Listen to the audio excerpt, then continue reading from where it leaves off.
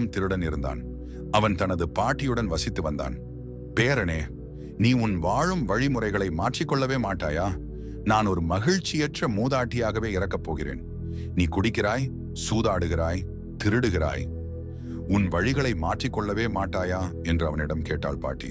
அந்த இளம் திருடன் சற்று யோசித்துவிட்டு கூறினான், மிகவும் நல்லது பாட்டி, இனிமேல் நான் பொய் சொல்வதை நிறுத்திக் கொள்கிறேன்.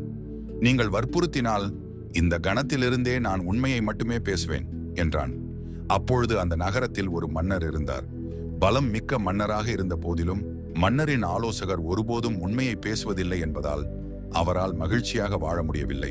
அதனால் மன்னர் உண்மையிலேயே நாட்டில் நடக்கும் நிகழ்வுகளை தெரிந்து கொள்ள விரும்பி ஒரு நாள் இரவு ஒரு பிச்சைக்காரன் போல் மாறுவேடம் போட்டுக்கொண்டு அவனைப் போலவே உடையணிந்து கொண்டு அந்த தெருவில் நின்று கொண்டிருந்த அந்த இளம் திருடனை சந்தித்தார். நீங்கள் எங்கே போகிறீர்கள் என்று இளம் திருடனை பார்த்து கேட்டார் மாறுவேடத்தில் இருக்கும் மன்னர். இளம் திருடன் பேச ஆரம்பித்த போது அவன் தனது பாட்டிக்கு சற்று முன்பு கொடுத்த வாக்குறுதியை நினைவு கூர்ந்தான். அப்பொழுது அவனது வாயிலிருந்து உண்மை மட்டுமே வெளியில் வந்தது. ஏன் கேட்டீர்கள்? நான் மன்னரின் அரண்மனைக்கு சென்று எவ்வளவு முடியுமோ அவ்வளவு பொருட்களை திருடப் போகிறேன் என்றான். அரண்மனைக்கா என கேட்டார் மன்னர். ஹா ஹா ஹா என்று சிரித்த மன்னர், அப்படியானால் என்னை பின்தொடர்ந்து வாருங்கள் என்றார். பல தெருக்கள் வழியாக இருவரும் கம்பீரமாக உயர்ந்து நிற்கும் ஒரு அரண்மனையின் வாயிலில் வந்து நின்றார்கள். காவலர்கள் தங்கள் பணியை மாற்றுவதற்காக சற்று இடைவெளி விடும்போது, சிம்மாசன அறைக்கு செல், அங்கு அரியணைக்கு கீழே ஒரு பெட்டி இருப்பதையும் நீ பார்ப்பாய். அந்த பெட்டியின் உள்ளே இருந்து உனக்கு ஒரு புதையல் கிடைக்கும் என்றார் மாறுவேடத்தில் இருக்கும் மன்னர். எனவே இளம் திருடன் காவலர்களை தாண்டி மெதுவாக உள்ளே சென்றான். அவன்தான் திருடுவதில் வல்லவனாயிற்றே. அதனால் சிம்மாசன அறைக்கு செல்ல அவனுக்கு எளிதாக ஒரு வழி கிடைத்தது. அங்கு அரியணைக்கு கீழே அவன் ஒரு வெள்ளி பெட்டியை பார்த்தான். அந்த வெள்ளி பெட்டியை திறந்த போது அதில் மிகப்பெரிய மின்னும் வைரங்கள் இருந்தன. அந்த 3 வைரங்களையும் அவன் தன் சட்டை பைக்குள் போட்டுக்கொண்டான்.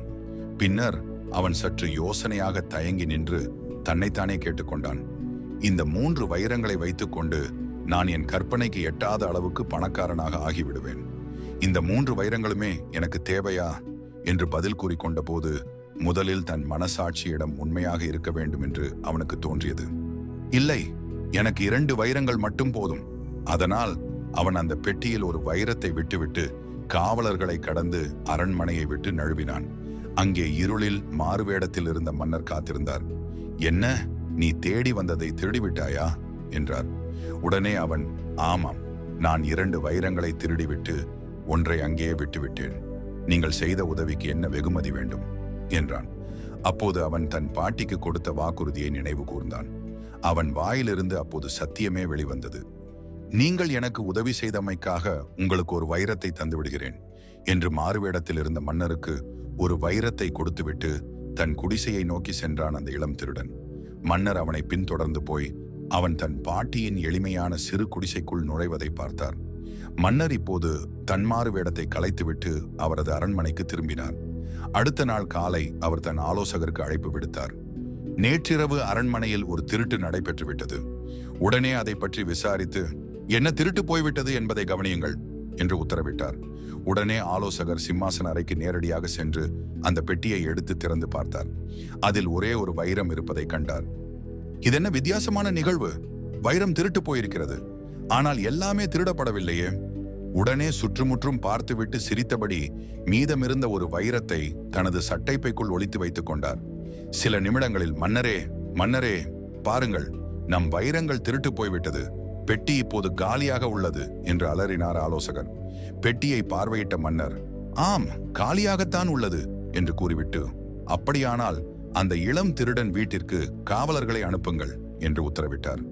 அந்த இளம் திருடன் அரண்மனைக்கு கொண்டு வரப்பட்டான். ஒரு தூக்கு மரமும் அதில் ஒரு கயிறும் தொங்கிக் கொண்டிருந்தது. ஏன் இப்படி செய்தாய் என்று கேட்டார் ஆலோசகர். நீ மன்னரின் வைரங்களை திருடினாயா என்றார். உடனே திருடன், ஆம், திருடினேன். அந்த பெட்டியில் 3 வைரங்கள் இருந்தது, ஆனால் 2ஐ மட்டுமே திருடினேன் என்று உண்மையை பேசினான். உடனே ஆலோசகர், பொய் பேசாதே, 3 வைரங்கள் இருக்கும்போது எந்த திருடனாவது 2 வைரங்களை மட்டும் திருடுவானா என்றார். ஆம் என்றான் திருடன். அந்த 2 வைரங்கள் எங்கே என்றார். திருடன் உடனே அவனது சட்டை பையில் இருந்த ஒரு வைரத்தை வெளியில் எடுத்து மற்றொன்றை ஒரு பிச்சைக்காரனுக்கு கொடுத்து விட்டேன் என்றான். உடனே ஆலோசகர், எந்த திருடன் உண்மையை ஒப்புக்கொள்வான் என்றார். உடனே மன்னர் குறுக்கிட்டு, இந்த திருடன் சொல்வது உண்மைதான். பிச்சைக்காரன் உடையில் மாறு வேடத்தில் சென்றது நான் தான். மற்றொரு வைரத்தை பற்றி நான் கூறுகிறேன் என்று காவலர்களை பார்த்து, காவலர்களே, என் ஆலோசகரின் சட்டை பையில் இன்னொரு வைரத்தை தேடுங்கள் என்றார். உடனே காவலர்கள் பாய்ந்து ஆலோசகரின் சட்டையில் ஒளித்து வைக்கப்பட்ட வைரத்தை கண்டுபிடித்தனர். இப்போது அரண்மனைக்கு முன் கூடியிருந்த அனைத்து மக்களிடமும் மரண தண்டனைக்கு சாட்சியாக அங்கே இருந்தவர்களிடமும் மன்னர் கூறினார், இப்போது என்னை ஏமாற்றிய இந்த ஆலோசகரை, நான் நம்பியிருந்த இந்த மனிதனை என்ன செய்யலாம் என்றார். மக்கள் பார்த்தார்கள். அவரைத்தான் முதலில் தூக்கில் போட வேண்டும், இளம் திருடனை அல்ல என்று அவர்கள் குரல் கொடுத்தனர். உண்மையில் அதுதான் சரி என்றார் மன்னர்.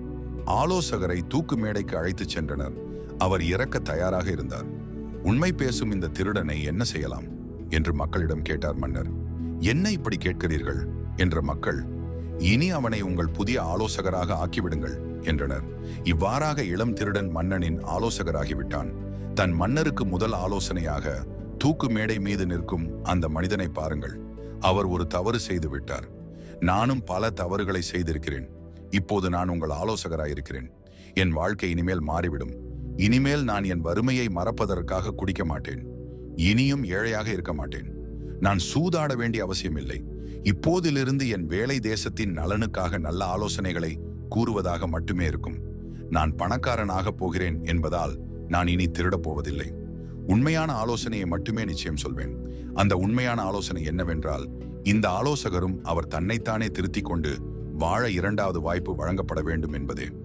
எனக்கு எப்படி இரண்டாவது வாய்ப்பு வழங்கப்பட்டதோ அதைப் போலவே அவருக்கும் ஒரு வாய்ப்பு வழங்கப்பட வேண்டும். அவரிடமிருந்து செல்வத்தை எடுத்துக் கொள்ளுங்கள். அவரை ஒரு ஏழை மனிதனாக உயிருடன் வாழ விடுங்கள் என்றான்.